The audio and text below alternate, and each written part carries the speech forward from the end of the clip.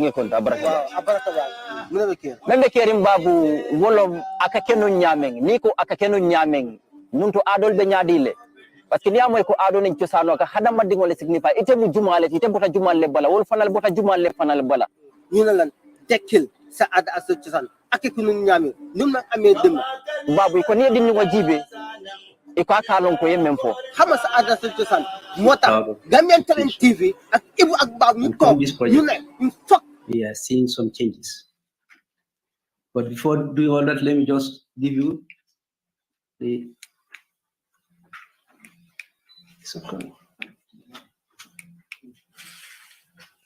okay. The background to the project, starting with the drainage system. Most of the drains in Banjul were constructed in the 50s. There was flooding in Banjul in 1947. That led to serious flooding in Banjul. And the government at the time decided to have a drainage project. All the drains in Banjul were done during that time and completed by 1952 with the construction of the Bond Road pumping station. When in place, they've been functioning very well with consistent maintenance.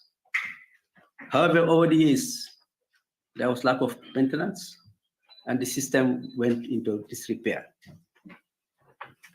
As such, most of the drains were clogged up, and instead of water conveyed,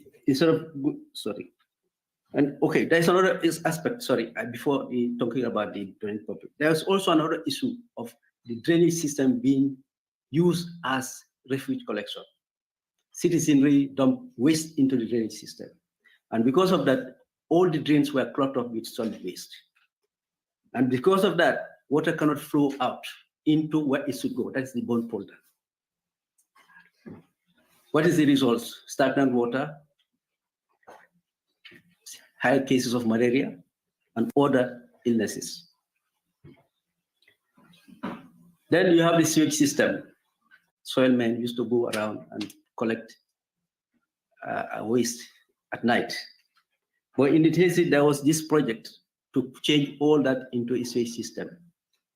But this system has been in place since for now almost 36 years or so, with very little maintenance. It has been in the purview of NAWEC. Because of this neglect in maintenance, the system became also disrepair. And what we do have, sewer flowing on the streets. In fact, it has taken cases where in some people, the sewer from their house cannot go into the manholes on the street. There was an incident, one lady told us that for 15 years, what they do at night, they used to bail out the waste and then dump it into the drain. So this was the situation of Banjul.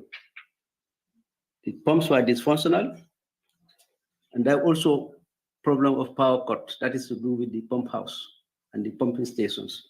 These are all created a problem for the system. Then we have the road networks. Some of you may remember there used to be several projects in Banjul, road health system projects. The most recent was done in the 80s. But with the construction of the sewage system, some of these roads were dug up. And when they are dug up, they were not even repaired. The recent project, that is the Banjul Rehabilitation Project, only considered the commercial roads, that is the Bakul Street, Liman Street, Hagar. But what do they have? With the increase in trucks carrying containers, these roads that were constructed using asphalt and lateral base became destroyed completely. So because of this, we had a serious situation in our streets in Banjul. Now I'll now show you the extent of the problem.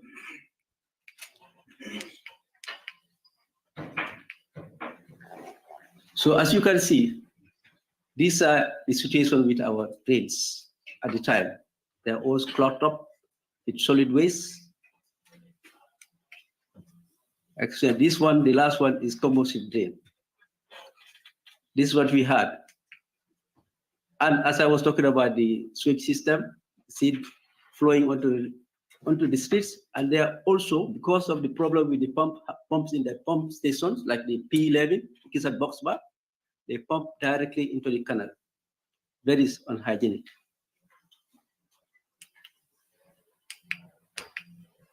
Now, this is Anglesey Street at the Johnson with Hagan. This is August 2018. This is the ferry terminal. Just before we get to the ferry terminal, this is how it was in August 2018. This is Lehman Street. This is how it was in August 2018. This one here is Cameroon, at the junction of Cameroon and Wellington. This is how it was.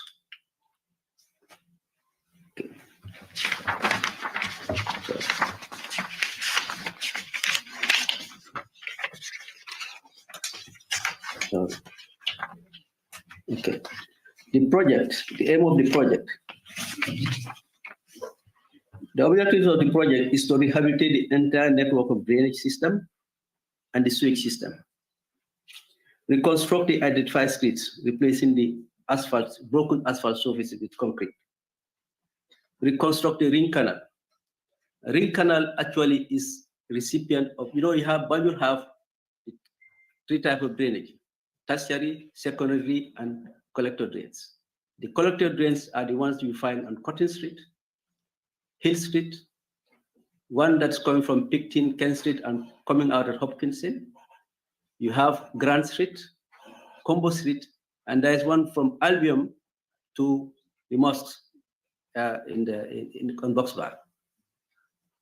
So this ring canal connects these collector drains to the creek. The creek is where you have, when you're at the Bone Road, you can see there is kind of a lake leading towards BANJUL. That is the creek. So all water comes there and goes to the pump house. Certainly, the works will have a positive impact on the socio-economic activities within the city, whilst adding sanitary and aesthetic values to the city environment. Now, going to the specific component. The drainage works, including cleaning and disinfecting the entire drainage system. This comprises the primary, secondary, and tertiary drains, and the collector drains. Cleaning and disinfecting of culverts, while we have them. Reconstruction of the concrete base and machining of all primary, secondary, tertiary drains. Covering of the drains with new concrete cover. But here we are doing a foolproof cover, wherein people can just open it and dump it. Because our experience is any hole that is left on the streets of BANJUL, overnight you find that they dump material in it. The reconstruction of the canal, green canal along the southern periphery of the BANJUL, in combination with clearance and backfilling of the area between the channel and the city. But there we have a problem. Between the channel and the city is where you find all sorts of garages. Although when we come to it, maybe there will be a solution to that problem.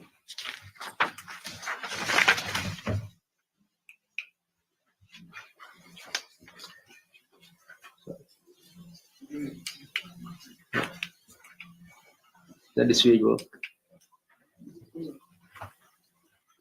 Okay. Sewage. The sewage work including cleaning and disinfecting of all manholes. You can see them along the streets when you are moving. Unblocking all PVC underground pipes.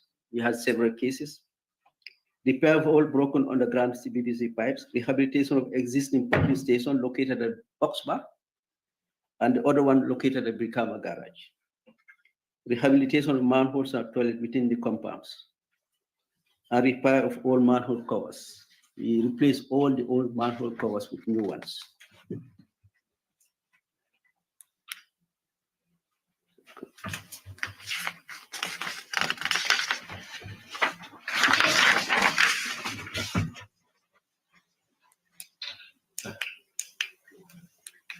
Can you go?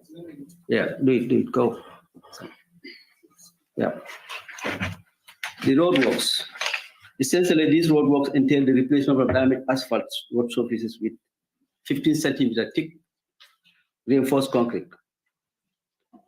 That is for the streets, but it's different for Bond Road, where we had to use 20 centimeters because of the heavy trucks that are plying on that road. The works include the construction of the sidewalks. What we do when you construct the road, first you do the pavement, then you do the sidewalks. When you are doing the sidewalks, you do the drains and cover them.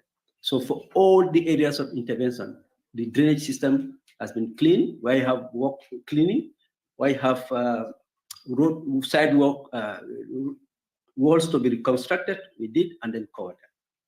That I may want to make clear. So this 20 roads, you would say the number, but most of these streets are small and short. But if they are not done, it would have mean the project would have been useless because the impact would be very minimal.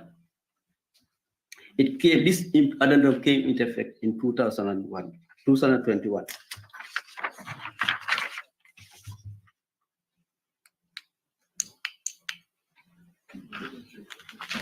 Change it, can you change it? Next one. Okay. Progress made so far. The drainage works, the entire networks of collector drains, secondary and tertiary that fall along the roads that we have completed has been done, as I was explaining earlier. Before even that, there was this issue of cleaning. In fact, the project started with cleaning the entire drainage system. That was done in 2019. And then also, all the, like I explained earlier, where you have drain walls collapse, they're all fixed. The sewage work also. Because what we do is that whenever we have an area of intervention on a road, first of all, first thing to do, open the sewage, clean them, and check. Because we have a situation, you know, Banjul, the water table is very high. These manholes that are there can have settlement. So we check between manhole to manhole to see whether the pipe that is between them is flowing in the right direction. We have the entire network plan. This is what we do first before we start the roadworks, because you cannot do it other way around. And so far, we found three problems only. That one was at Cameron Street. The other one was, no, actually three. One was on Cameron Street. The other one was Mox Road. And then we had one on Tessito Road, where we had to fix new pipes between the manholes.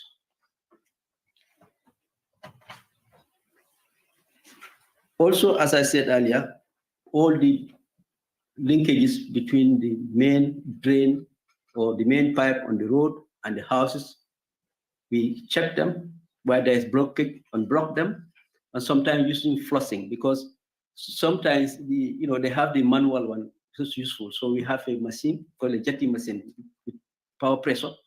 We were able to unblock a lot of blocked pipes. Because, like I was saying, manholes, most of the manholes covers along the road used to allow increase of sand and thereby filling the manhole, covering the linking pipes, and of course, what happened, will be flooding in the houses. But then all these manholes have been covered. So replaced with new ones. That was talking about the roadworks. The progress on roadworks in the original contract has reached 95%. And for the addendum is 85%. In fact, 33 kilometers of sidewalks have been done, along with the drains that goes along.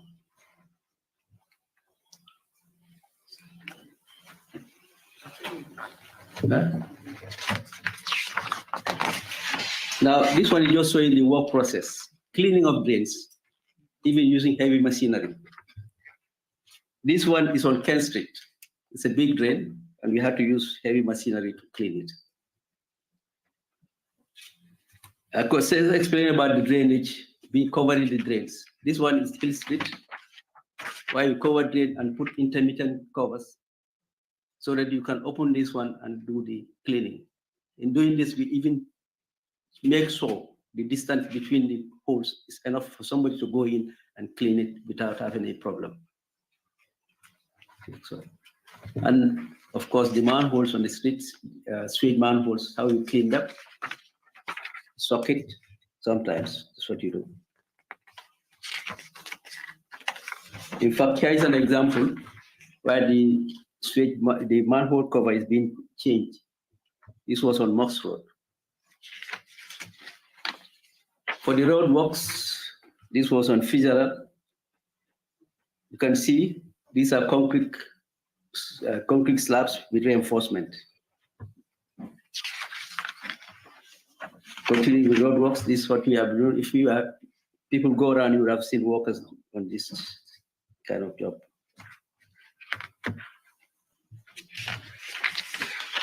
Now, progress on road works.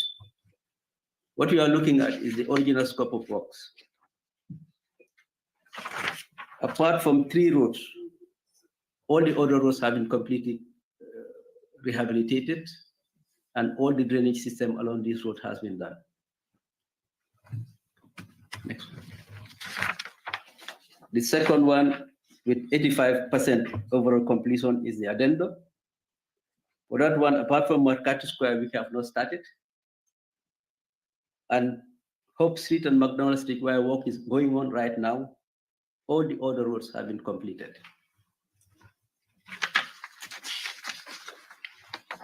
The map here shows those in yellow are the streets that have been completed so far. No, in red, actually. Now I'll show you pictures of projects achieved, where you have before and after to see the impact of the project. Next. Here is this place near the ferry terminal, before and after.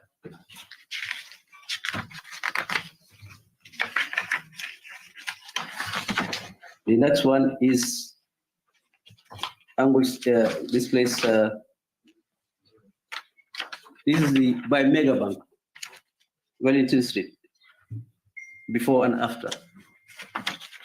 The next one is Anglesey Street, before and after.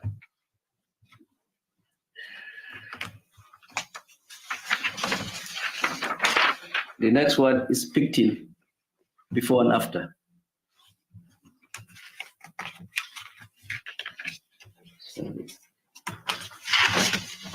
The next one is Hopkinson, before and after. The next one is Kent Street Drain, before and after.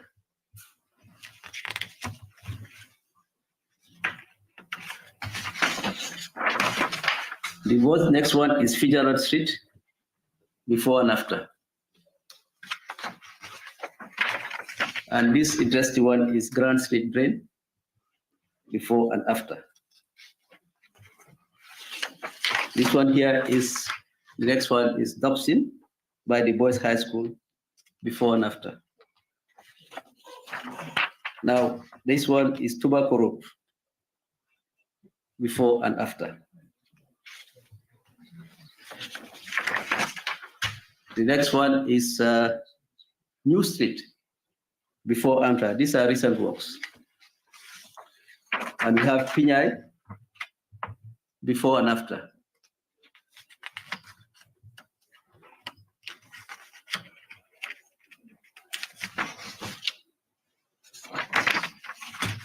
Now, we're going to talk about the bone polder and the pumping station. The map here shows you where the pumping station is. It's on the Bone Road. Between the red line and the road is the bone polder. This is where all the water from BANJUL, stormwater goes for temporary storage though, after which it has to be pumped out, because the road is a bond that prevents seawater flowing into Banjul.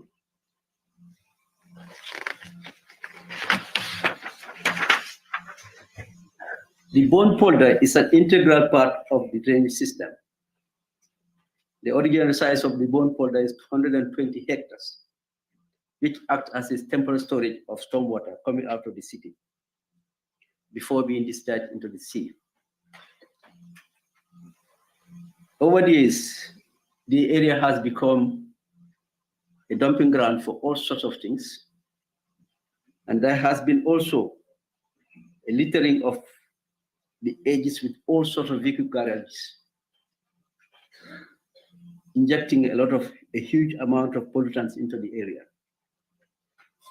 Most recently though, there has been a proliferation of construction of warehouses and other structures within the bond polder, which obviously reduces the available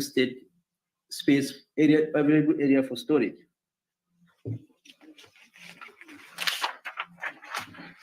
It goes without such situation was witnessed on the 30th and 31st of July 2020, as most part of the Tobacco Road and some parts of Banjul were subjected to flooding. The rise in water level in the bond polder can also be partly attributed to the obstructed flow of water, because most of the drains were clean. So there was a huge amount of water flowing out into the bond polder. However, at this time, it is very unfortunate, I would say, preparations were well underway to install new pumps. The project requires installation of new pumps at the pond house. But due to the fact that we have frequent outage of power, in fact, at the time, even the power supply, the voltage was very low. The pumps are 75 kVA. Two of them. The transformer there was only 100 kVA. Tune function. So we decided to open a gate that will allow water to flow under gravity when there is low tide. And this was just about to be commissioned, or that started when the flooding happened. Fortunately, the pumps were here, and by the 8th of August, all the pumps, the 2 pumps and the gates were fully operational. Can you play the thing there, the show? This is the gate, allowing water to flow under gravity. Play the other one. These are the pumps in operation. Each of these pumps is pumping out 2 million liters of water per hour. Now, the combined effect of this arrangement, the gate and the pump, led to a very drastic reduction of water in the bond polder. And I would say within 10 days, the water level has gone down so much that can be depicted by the photos that are here. Next one. This is the photograph of the bond polder on the 8th of August. The next one. This is the photograph of the bond polder on the 18th of August. At this time, there was no trace of flooding in Tobacco Road. So unfortunately, we had flooding at a time when the project was in preparation to install. There was an incident of flooding last year, but it happened in September. Well, it's nature, but we are not expecting such a huge rainfall in July. But this is not only, it didn't happen in Gambia only. It happened, it's a worldwide issue. And Banjul, unfortunately, they experienced something which is not desirable, but we have similar situations in Congo as well. But notwithstanding, Banjul had a solution, and this is the solution. So right now, well, before I used to have some nightmares when it rained, but now I don't bother. Because today, we just measured the water level in the Bone Polder is 0.5. Even that gate is not functional anymore because water doesn't go there. And the pumps, in fact, we are not even operating 2 pumps, we are operating 1 because it was sucking everything. And if you don't stop it, it may even damage the pump. So we have a very robust system in place now, and we hope this thing will not repeat itself. Now, there's another issue also we talk about, this sewage system. As I indicated in my earlier presentation, the project is supposed to rehabilitate the pumping stations, one at Brikama, the other one at Boxbar. Now, actually, the process goes on, but as of the 20th of August, 2 new pumps were installed at the Brikama, at the Boxbar station. They call it P11. It enabled pumping water into the sea through a pipe that you can see out there. Now, this pipe is a problem. It is supposed to be lying on the seabed, but it has discharged from the seabed. As you can see it now, standing up there, it's just discharging about 50 meters from the shoreline. It's a problem, and I'm sure most of us here know about the problem is, and we need to solve it.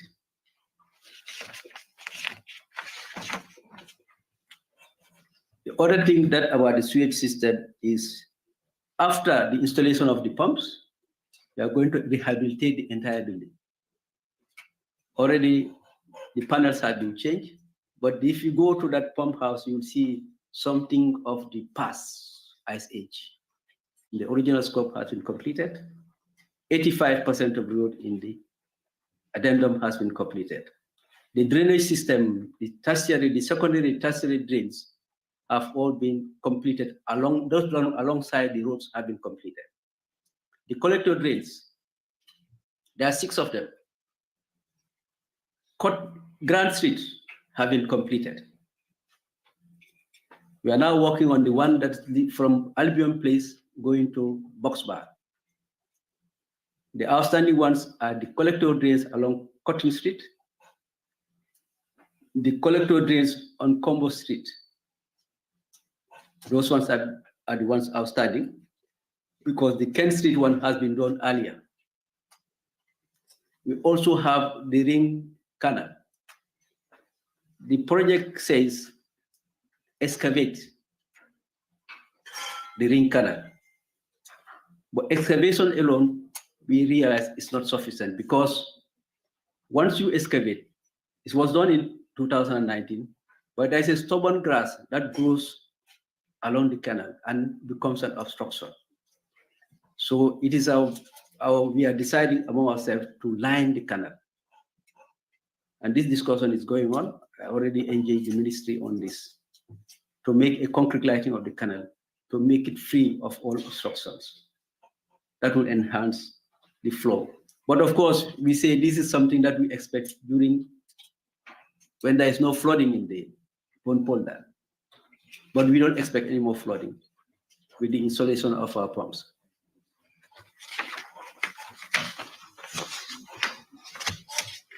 I would say thank you very much for your kind attention. And if you have any questions, I can answer.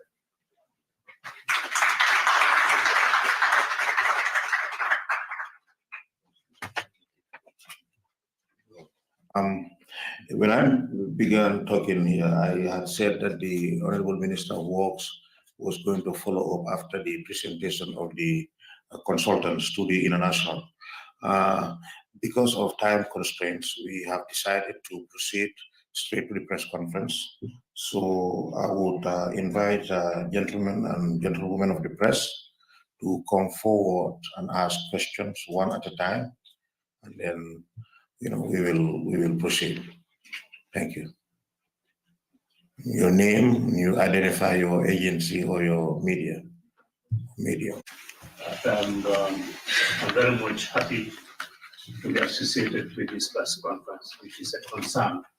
And I hope that the people who are here today, the experts, will take note of and then to make sure that things work very well. Looking at BANJUL, Mr. Karamo, the presentation, who have gone through the presentation, which is very clear, brilliant, and I'm happy. But it's a great concern to me as a citizen, and of course, one time I was living in BANJUL. There's supposed to be proper survey, and then also a good qualified technicians that will ensure we have a good development in BANJUL. Otherwise, our city will be flooding. I could remember when I was a little younger. Somebody was saying, but I couldn't remember who the person is. But I'm sure some of you might remember who the person is. They said, in 50 years to come, BANJUL will be sinking. And looking at the picture, we have seen something like that. I think it's a great concern for now, the government to act seriously. With this current government, I'm sure they are taking it very seriously. With the current new minister, and of course, with the new ministers who are, working on, and I'm sure there's going to be progress on that. So my worry is also the attitude of the people, because looking at the gutters, people throw garbages, and this is a concern for when it rains. It's difficult for where water passes through, and this is caused a serious flooding in BANJUL. I think that this thing needs to be addressed very seriously. Looking at also Mr. Sorry, I beg your pardon. I'm sorry. Number one, you were supposed to tell us who you are and the agency you represent. Unfortunately, you erred fatally on that. And number two, you now, excuse me, just 1 second, please. You now making a commentary instead of questions, and we are time bound. So okay. I would appeal. That's okay. I would appeal that you yield to somebody else, because we've had you talked about the need for qualified engineers, attitudinal change towards dumping of stuff on. We had all that, and then government has to be careful next time they have we take note of that, and we thank you so much for your profound suggestions. Thank you. Next person, please.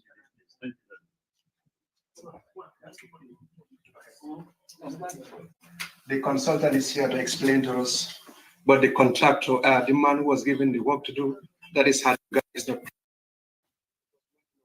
project failed, and now that's supposed to be part of the project was left out. Why is Hardy not here, and why was Nawek left out of this project? Two questions. The first question, the absence of the contractor. Just for your information, it is the Gambia government that awarded the contract to Guy Construction Company. And any question relating to this project, especially as per this press conference, the burden lies on us as government to clarify. And the consultant is our representative at the BANJUL project, and he serves the interests of the Gambia government. And any question relating to the performance of the contractor, things that he is doing or he's supposed to do, definitely the consultant represents us at the project site, and those issues, wherever they arise, actually they are brought to the attention of the government, and we act on them as they emerge. Your second question on the failure of the project? Nawek, okay, the non-availability of Nawek. Let me tell you that the project is a multi-stakeholder one through the government approach mechanisms that we do. As you can see, the outfalls that the consultant talked about, especially the sewage one, and also the pipe that empties the sewage into the sea, that what we call the outfall. Actually, we work with Nawek on that. This is a fully funded Gambia government project. Yes, when the sewage system was designed, it was given to NAWEC in the 1980s to run. But as you have heard, everything was clogged up and there was complete blockage of the system. So the Gambia government took it upon itself to completely fund this, install the pipes at the pumping stations on Bond Road, and also the sewage pump station near the Gambia High School, and also the Brikama Garage in Banjul. And then following the completion of these pump stations and also infrastructure that NAWEC handles, we will fully hand over to NAWEC to run them. Thank you. Also, just for your information, as the consultant said, I mean, NAWEC has in fact now upgraded the electricity transformers at the Bond Road pump station from 100 kilowatts to 250 kilowatts for the smooth operations of the new pump stations on the Bond Road. Thank you. To clarify this also. Project, we will answer. The consultant actually works on our behalf. The reason why we gave him the lead to do the presentation is basically to give a first-hand insight, since he represents us on the project side. But all other issues that have to do with policy, financing, and anything negotiations, we take charge of that. Try yourself and your agency. Thank you very much. My name is Buwa Gajigo, and I work for Kelfado. Actually, my question has to do with the BANJUL City Council. The mayor of the city has been complaining that most of they are not involved in this project. But I want to know exactly, is there any component in this project document that indicates that there should be a money that is allocated for buying equipment, money for buying equipment that is for the sanity aspect of the city? Because after the implementation of this project, it should be handed over to Banjul City Council. Is there any component in this project that indicates that? Is it, under the project, there is a fund allocation to buy equipment for garbage collection and also for purpose of sanitary issues in Banjul. However, it is still not very clear as to when we should do that. Either immediately after the project is fully completed, or sometime, before the project is completed. That negotiation is on, but the city council, of course, raised with the ministry the need to support them to have garbage collection trucks. And as I speak to you, we are really considering this. And to also assure you that since I came in, I personally invited the mayor to my office. We had a good discussion with my deputy permanent secretary responsible for technical and also my senior staff. And I want to believe that there'll be a new relationship because at the end of the day, it is in the interest of both the government and the city council to work together to see that the magnitude of the investment that has gone into Banjul matches with the sanitation and sanitary portfolio of the city.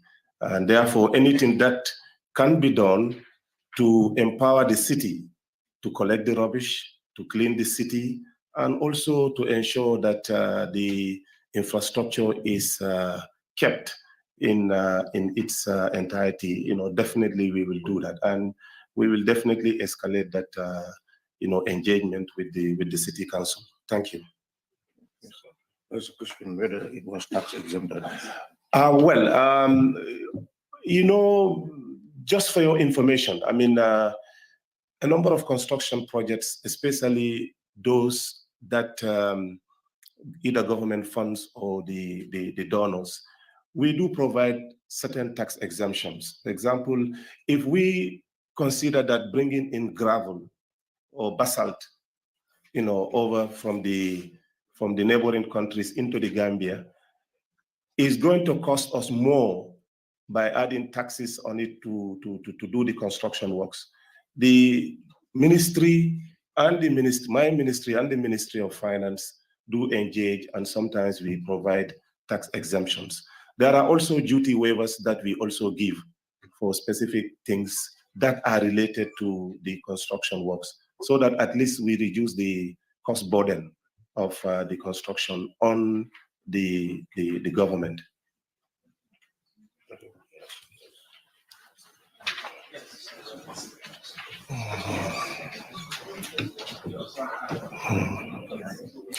And also for your information, we waive duty, but a number of taxes are paid that I can assure you.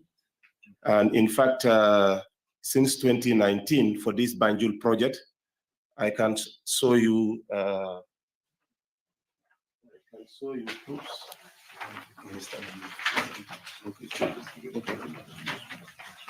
Yeah. There are proofs here from the Gambia Revenue Authority that clearly shows that from 2019, when Gambia government gave this contract to Guy, they have been fully paying their taxes. From 2019, these are, as you can see, these are the tax clearance certificates given to the contractor by the Gambia Revenue Authority. 2019, 2020, 2021, 2022. All those things are here for some of you who are interested. So the taxes are paid and tax certificate clearances are issued by the Gambia Revenue Authority. Yes, we do provide duty waivers to the contractor, and this is not the only contractor that benefits from that. Most of the contractors that are doing road works for the Gambia government, and if they want to bring in specific things into the country that are directly related to the work, and it may impact on the cost structure, we do discuss with the with the Ministry of Finance, and then we give those duty waivers. Thank you. Thank you, Honorable Minister. And on that note, I invite the Commissioner General of the Gambia Revenue Authority, Mr. Yakubu Adabo, to further clarify the tax questions that are being raised. Thank you, Commissioner. Thank you very much, the chairperson of this meeting or press conference. I wouldn't want to waste the time of this gathering, but as the head of GRA, our role is to advise the government on tax matters. But we are on the side of the operations, and any project for that matter that comes into this country, when we are contacted, we always give the government the right advice. One thing I want to make clear to everyone is that anybody, be it a project, individual, if you have an economic activity that you're doing in this country and you are getting money, at the end of the day, you are supposed to pay taxes. And as far as we are concerned, this particular company we are talking, that is the Hardim Use Company, is paying his quarterly corporate tax. Every quarter he pays in, he filed in, and at the end of the year, he always submitted an audited account. And the records are here to speak for themselves. So this is what we have to say. As far as we are concerned, the man is always filing his taxes. And based on what he's filing, that is where we calculated his taxes. And then the records are here to speak for themselves. Thank you very much. Thank you, Commissioner Dabo. Next question, please.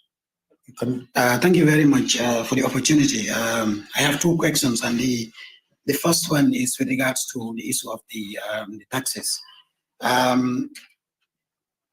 For the first time, actually, I'm hearing about the fact that the contractor was paying taxes, because according to the audit report on the contract, there was tax exemption in the contract. According to the supplement to the contract, because there was a supplement after in the contract. I don't know. The same acts, of course, supplement to the contract. According to the report, to the audit report, when the government seek legal opinion from the Ministry of Justice, legal advice on the issue of the tax waiver, the ministry advised the government to engage the Ministry of Finance and the Gambia Revenue Authority for advice on the issue of the tax waiver on the contract. And the Ministry of Finance wrote to the Gambia Revenue Authority, asking them for advice on the issue. And according to the letter from the Gambia Revenue Authority, the GRA Commissioner General stated that an avenue for granting income tax exemption is through the approval of a special investment certificate under the Gambia Investment and Export Promotion. Furthermore, GRA in the same letter quoted above stated that considering the fact that the tax exemption article in the contract is at variance with both the IVAT Act 2020 and the GAIPA Act, they cannot allow such exemptions in the contract. So the GRA Commissioner General is talking about the issue of corporate tax. Corporate tax is different from taxes that relate to the contract itself. So we want to know when those that change, when was the tax waiver removed from the contract? Because he's talking about them been paying taxes on the contract since 2019. So we want to know when was it removed from the contract. And the other thing is the auditors have raised issues with regards to the issue of commencement of the contract. According to the auditors, the contract commenced well before the contract, work commenced on the contract well before it was signed. So I want the Honorable Minister to explain to us whether that is due process as far as awarding contracts are concerned. Thank you. Thank you so much.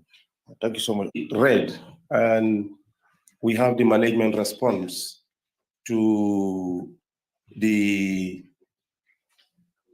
queries of the auditors regarding the tax issue. And I can assure you that the government actually complied with the advice of the GRA, and the contract does not exempt taxes. That's what I was telling you. The only waiver in the contract is duties. The other issue that was raised regarding taxes was withholding tax. And if you understand contract natures regarding withholding tax, what it means is that if I'm to pay you $100, then I am obliged to withhold 10% of that $100, so that in case if you don't pay your taxes in full, that 10% of your $100 will be used by the government to pay, and then you will not get that 10% that government is holding as withholding tax. Now, following the audit query that we were not deducting withholding tax, government has since been complying, and even the latest IPCs, this is independent interim payment certificates that we have been sending to the Ministry of Finance. We are complying fully with that 10% withholding tax, and then we are deducting accordingly. Yeah. Yes, the issue of the start of the contract, we have taken note of that. But remember that when this contract was first discussed and negotiated, Cabinet had already given approval for the contract to go ahead. Now, what happened was that what the contractor was doing was to clean the drains, the drainage system of BANJUL at his own risk, because by that time, yes, there was no contract, but yes, he went ahead so that, since Cabinet had already discussed and approved, He went ahead and then he started first with the cleaning of the drains, and then that went on. And in fact, before any payment could be made, we have to remember, contract was signed and it took more than 1 year before any payment could be done. Thank you. Thank you, Honorable Minister. There will be no need for the Commissioner General of Customs to step in, because it will just be a repetition of what the Minister said. So any other questions? Sorry, excuse me. I have the contract document, and as the Minister was speaking, I was wondering if he read it, because the contract document actually has a tax exemption. We corrected that. Yeah, no, I mean, when did the addendum, when was the addendum created? Oh, there are the first addendum. There was a first and a second addendum. Yeah, as far as I know, there are only 2 addendums. Yeah, that's what I'm saying. I mean, following the advice from the GRA that we could not give tax exemption. You know, in the original contract, it was there. And then the Attorney General advised that we seek, or we liaise with the GRA for proper advice on tax exemption. So when that was done, it was completely, removed, that particular clause. I know, I'm talking about the time stuff. Well, I don't have the contract with me here, but I can forward it to you. I have both the contract and the addendum, and I can assure you. The latest one? It's not changed. Okay. So my question actually is regarding the Study International. The earlier queries that were out when the project was awarded was that Study International was going to be the Study International was going to be was that there was going to be the contract was going to be awarded to Hadim, and Study International was going to supervise the execution of the project. Consultant. Now, my question is whether there was a study done with regards to everything that was supposed to be done, because they were saying NRA was going to supervise. Works, BANJUL City Council was also going to supervise, according to the cabinet, and that also Study International was later hired. I'm seeing Study International do a presentation on what is happening on the project. That's more or less, and he said he's a resident engineer. Is he an engineer on the project itself, and also a supervisor? You know, I mean, when you, the concept of projects, yes, and thank you for that. You know, when you have a project, you have what you call project consultants. And these are people who are like working on behalf of the client, which is in this case, the Gambia government. And within that scope, or within that framework, you also have what you call the resident engineer, who leads on all technical engineering advisory issues about the project. So, of course, Mr. Jaite, being an employee of Study International, serves as the resident engineer for the BANJUL project. Okay, that's important. Thank you. But just one more thing. There was an addendum, and the addendum changed dollar denomination. Yes, to Dallas, yes. And the payment plan from 5 years to 10 years. That's what we were saying last time. But it's still paid in dollar equivalents.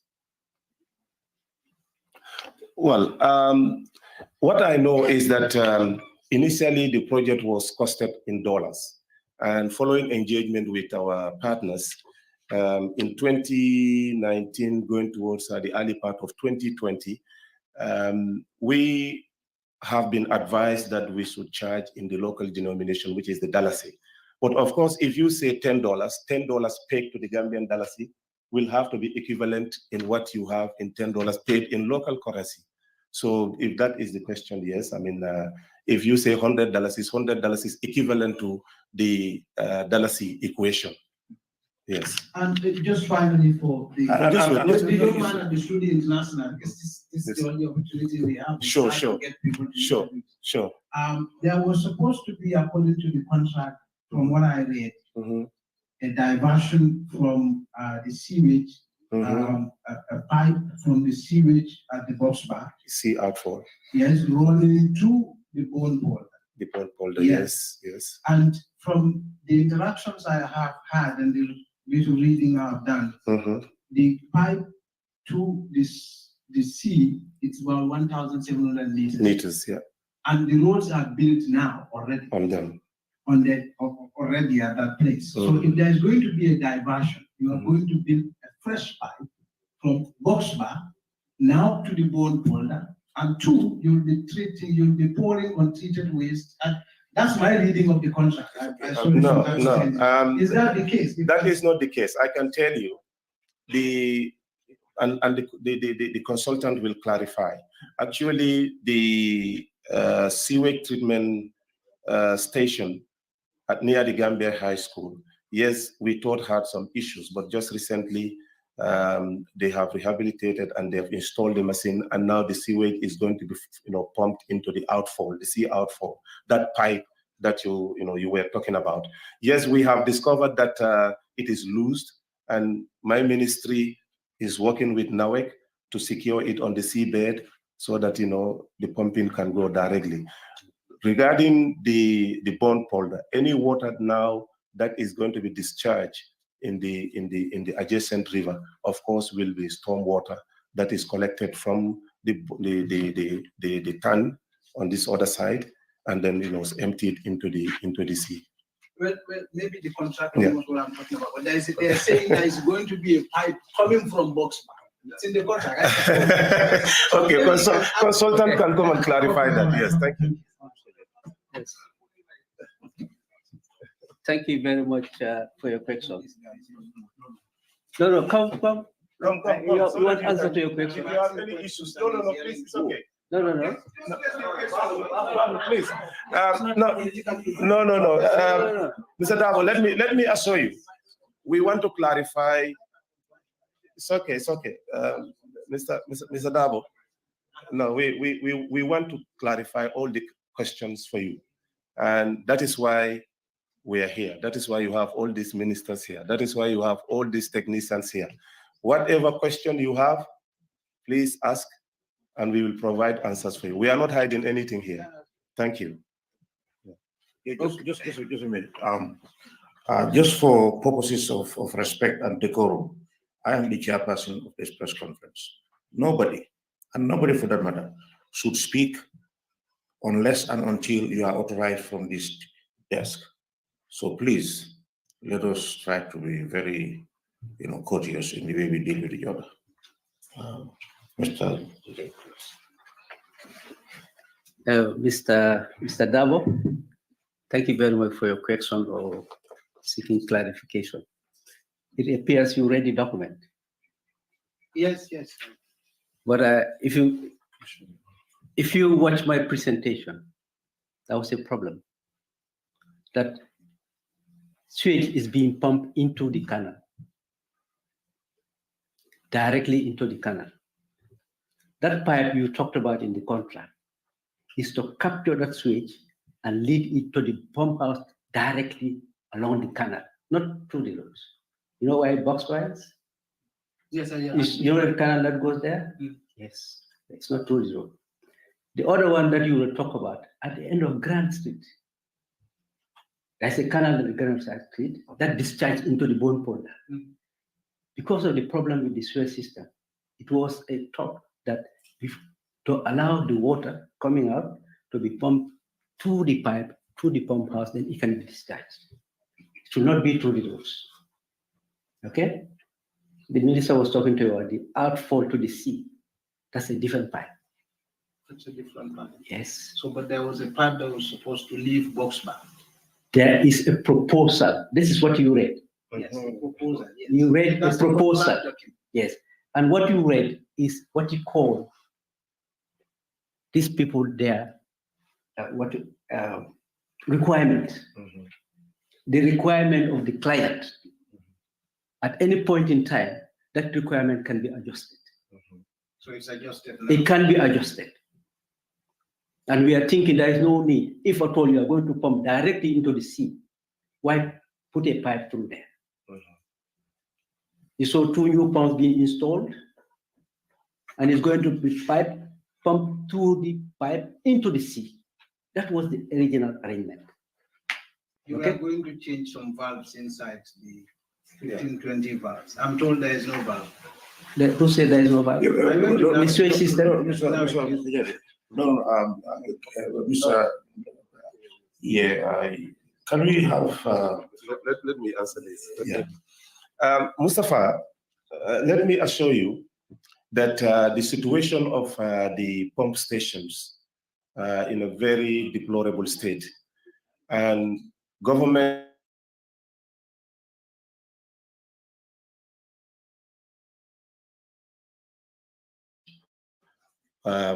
the pump stations, either the one on the Bond Road or the one that actually is responsible for the sewage. So we are completely renovating and refurbishing those ones. And as you can see from the presentation, the machines are already here, and the installation of the new machines to pump the sewage into the sea outfall, the installation is already on, and there'll be no need now to put a pipe, that will empty it into the bond polder, because we have taken it as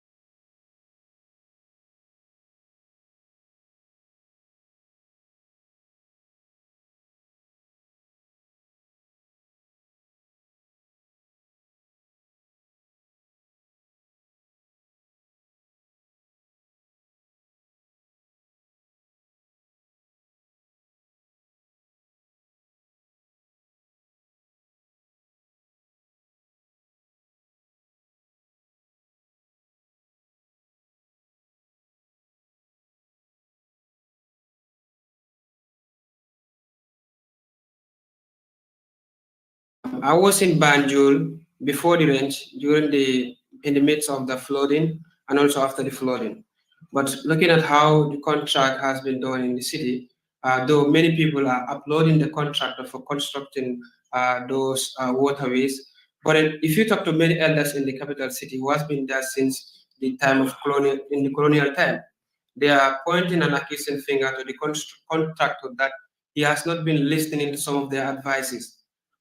What they will tell you is that the contractor believes he knows everything, but we also know elders who are in there. They know some of these areas. They said the contractor was not listening, and he blocked certain areas that led to the recent flooding because water wasn't flowing, moving freely to those areas. So can you explain on that? Okay, my question is, what is the relationship between those elders in the community and the contractors who are in this place? Thank you.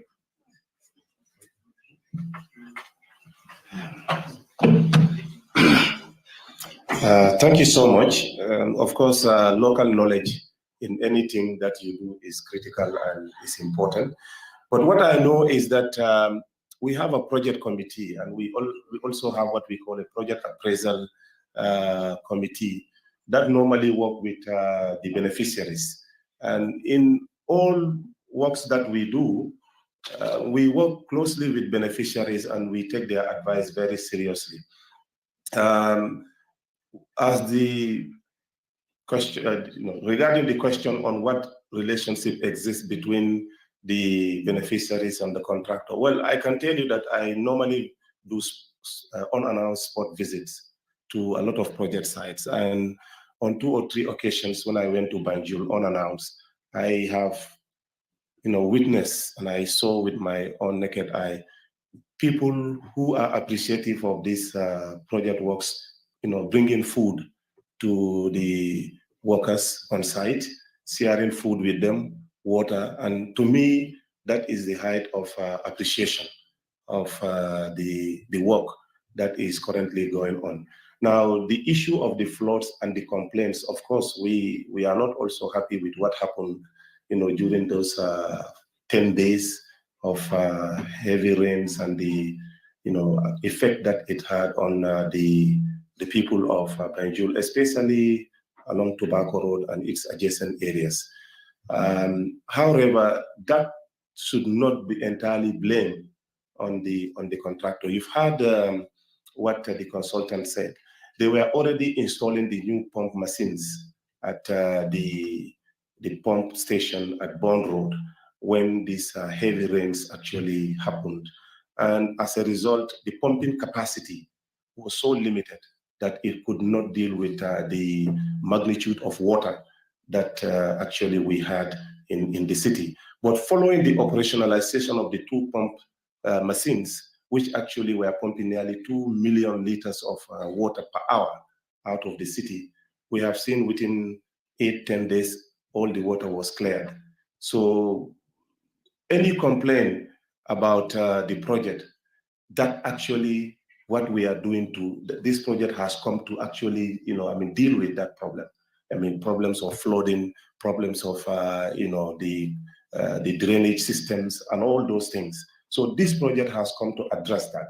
And remember also the project is not yet completed. So you may have some hitches here and there, but that does not mean that, there is no work in progress. Thank you. Good afternoon, everyone.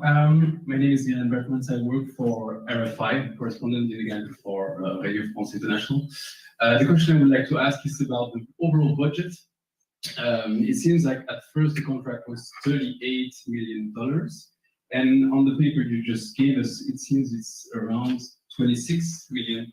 I would like to have an overview of what are the overall costs it will be at the end of the project. Will it be 38? Maybe it can exceed, because in the presentation of Mr. JK, we talked about the addendum, also some new costs that might happen.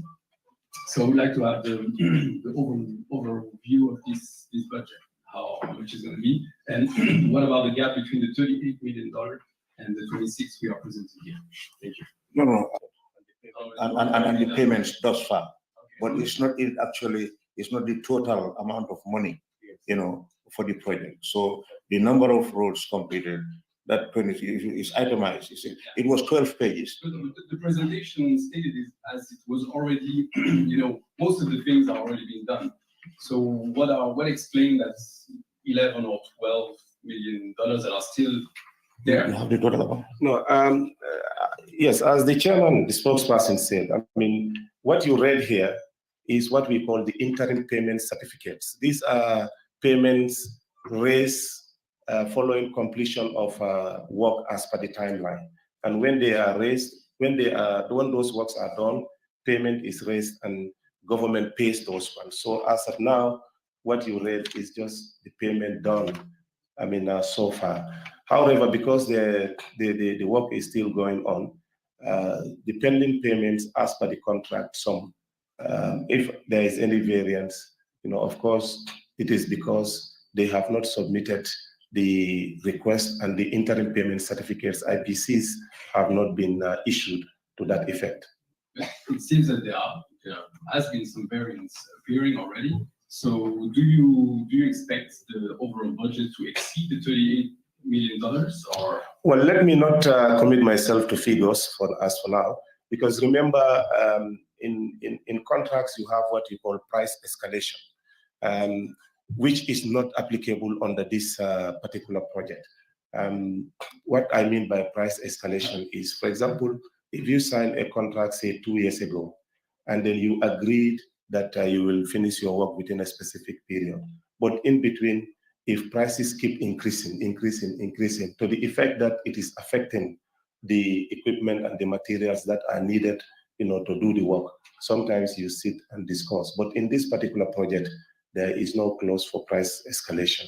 So let me go back and then look at what the payment is and what is pending, then we can come back to you with those answers. Thank you.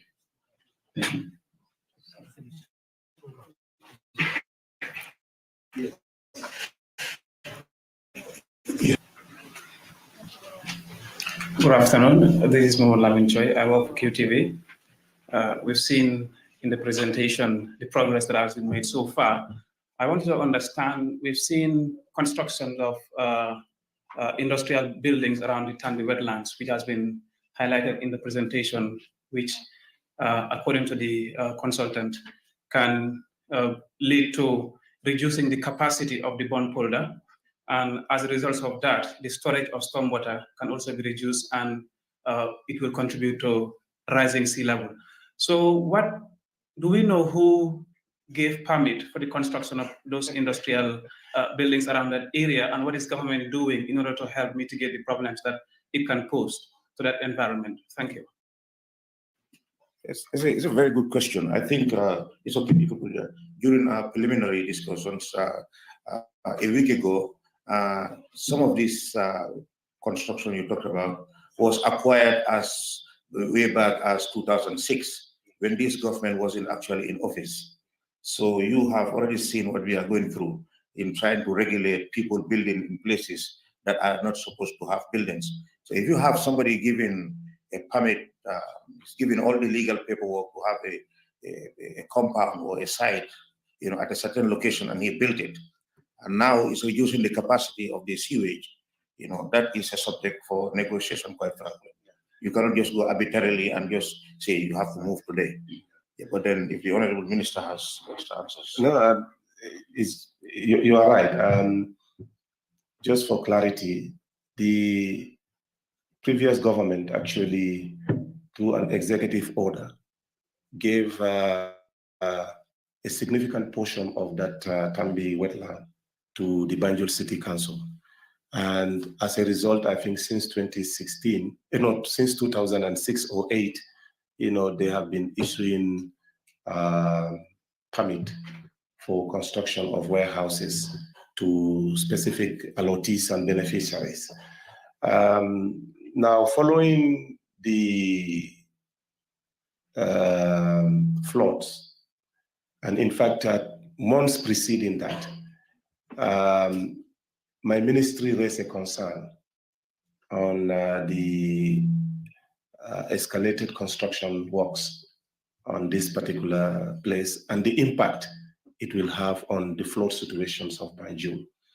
And His Excellency President Adama Barrow has listened to that advice, and he has asked the Ministry of Lands and Regional Government to review the allocation of the lands to the beneficiaries of the Tambi wetland.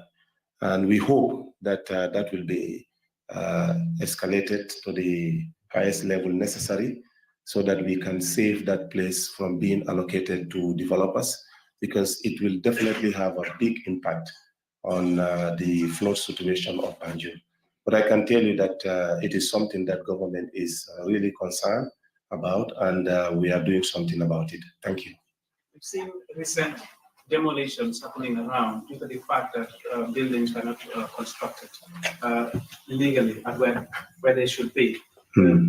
After the review process, if there is possible encroachment on the Tambi wetland, what would government do? Would there be any demolition as let me not contemplate. Let us reach that point, and then we'll know how to cross that. Thank you. Yeah, two more questions. Unless if there is not a new question, I will allow Omar. Does GRTS yes come? Yes. Okay. Yes. Thank you. Good afternoon. I'm Ibrahim Jallo from GRTS. I want to ask, in your demonstration or your presentation, you saw footage of people illegally or indiscriminately dumping into the drainage systems, causing the blockade of waterways. I want to know whether there is any active anti-littering law in Banjul as of now, and if yes, how often has it been enforced? And the other thing is that has the contractor provided any time frame or time line as to how long does this BANJUL project, the concrete, will last?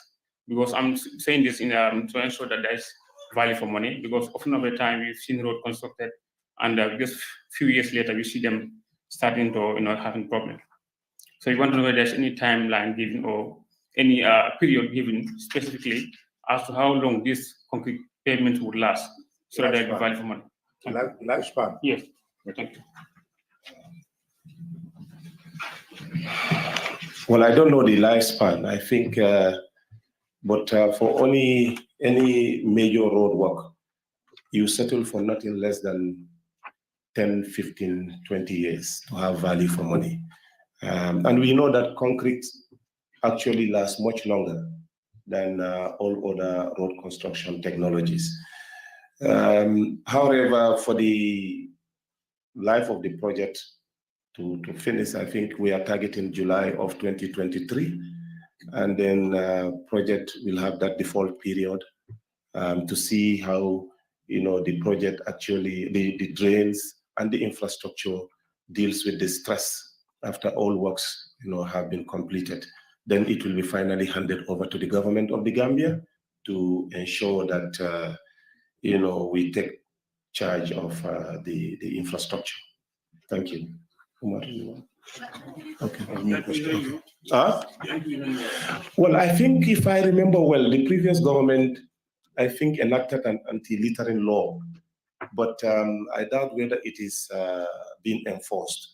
However, it is always very challenging to enforce some of these things. I think what is important is to continue to do sensitization for attitudinal change, because what is important here is for people to see the need to ensure that the environment is clean, that the infrastructure that is provided for the people of the city, the capital city, is actually theirs. And then if we all work together, the city council, the government, and the people, the beneficiaries, to keep the city clean, it will last longer.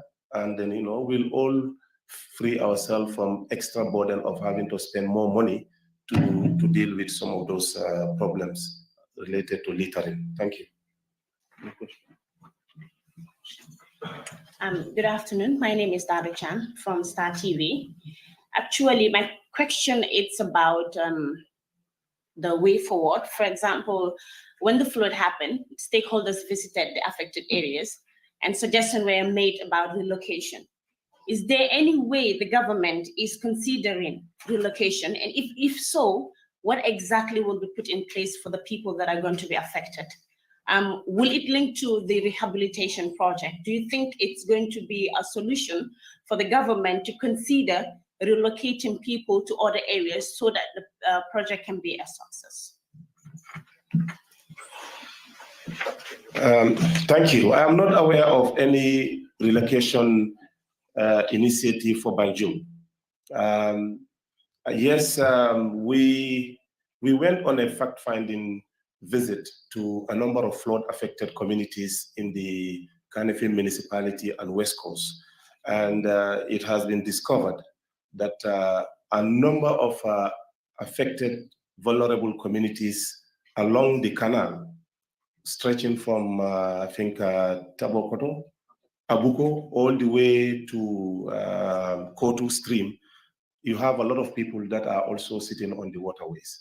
And we have the canal expansion project. And of course, when that comes, some of those houses, settlements that are directly on the waterway will have to be affected in one way or the other.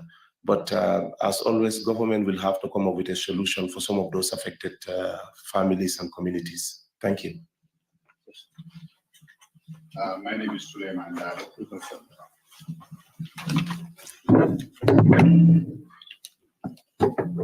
My name is Suleiman Dabo. I'm a freelance journalist. My question generally is for the Honorable Minister. I just want to understand the overall policy at this moment in time about the contract that was awarded to Mr. Guy. Generally speaking, is government satisfied with his work?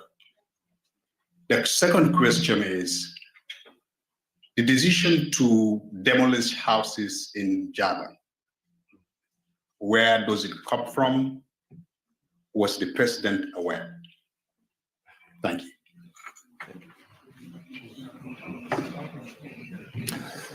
Thank you, Suleiman. Of course, any contract that government signs with any contractor, we put in place strong, effective, and resilient monitoring mechanisms to ensure that the objectives of the contracts are met. And that is why we have consultants. But we don't only stop there. We also have the National Road Authority as the technical arm of the Ministry of Transport, Works and Infrastructure, and also our engineers who work with the contractor to ensure that the specifications are met. So therefore, if there is any need for adjustment or to do course correction, of course, they are pointed out. And as you may know, or just for your information, we now have what we call weekly briefing on all projects. And we look at the challenges, the progress, and the difficulties that emerge from the field, and we make sure that they are corrected within that same week. So if there is any issue of happiness or the lack of it, it is always resolved at the level of the ministry before it is escalated at anywhere. And I sit on that, in addition to what we call the monthly meetings that we have, plus the quarterly meetings. Every 3 months, we bring in all the contractors that we've signed contract with, and we insist that they meet specifications that are provided in the contract, to the point that in some cases, if we are not happy with any work, they go back and redo them at their own cost. So for this particular project, of course, we are happy with what is going on. And if there are issues that we are not happy with, we point out and then we insist that there is course correction immediately. Regarding the demolition, this is not my ministry that is responsible, so I cannot answer that one. I don't know whether the president was briefed on it or not. Are you aware of the fact that that decision was given by the vice president? No, that's what I'm saying. It is not something done by my ministry, so I wouldn't know. Yeah, thank you. Can I ask a question? Yes, Omar. Just if there is no other question, I would. There's a follow-up question, so Omar, you can come. So another question has to do with the demolition. So will the government compensate these people, and how soon? And as we speak, there are people who are still displaced in Banjul. They are settled in schools. So when are you going to provide shelter for them? Because students are going to school in a month time or so. And the other one goes to Mr. Sankar. You express your disquiet with Mustafa, but I think we are equally disappointed in you for allowing an NPP supporter to this press conference, disrupting our press conference. I think I didn't even realize he was in this hall. Number two, he has a press card. He's a journalist. He's a bona fide journalist, just like you are. He has a right to enter any press conference, ask. Mustafa is a gentleman of the press. I address these issues consistent with decorum expected of journalists. I never insulted Mustafa. When Bahum interrupted him and I knew about it, I sat here and I said it is wrong for anybody to interrupt a meeting without going through the chair. I was addressing Bahum. Maybe you missed that. I addressed him. And he is a journalist. I cannot deny him coming here. He is a journalist. When you are not the authority that satisfies people. So he has a press card from the Ministry of Information, and that makes him a journalist. Any other questions? Or Minister, you wanted to? Yeah. Regarding the demolition and the compensation, I don't know the mechanism that the appropriate ministry will take.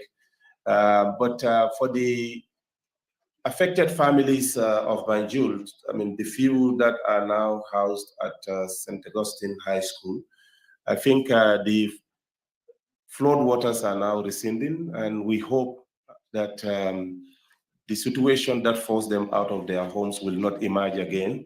And we believe that if there is anyone left, they will be returned back to their compounds, while we look at the permanent solution to the situation of the canals and also the pump stations. Thank you.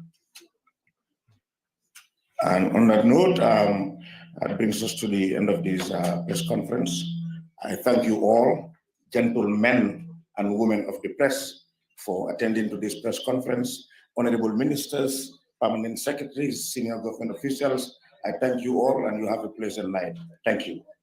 Mustafa.